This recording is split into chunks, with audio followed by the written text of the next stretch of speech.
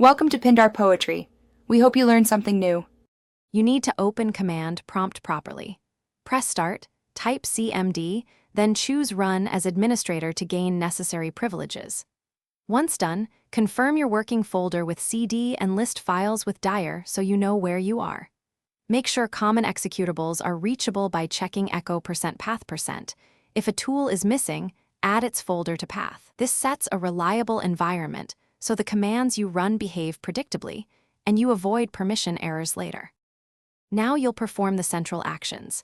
Navigate with CD and create folders with mkdir, remove with rmdir, and inspect contents using dir.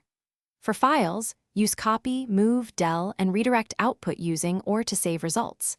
Combine operations with andend to run the next command only on success or to run on failure. For troubleshooting or context, run ipconfig, tasklist, or systeminfo. These give configuration and process details that explain what's happening. Finish by running scripts, scheduled tasks, or administrative utilities. Invoke.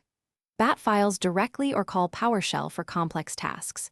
Use runnas to execute commands as another user when needed, and setx to permanently change environment variables. Then restart the shell to apply changes. If something breaks, don't panic. Verify path entries, confirm you have the right permissions, and run sfc/scano to repair system files. These steps complete the workflow and give you one reliable troubleshooting path.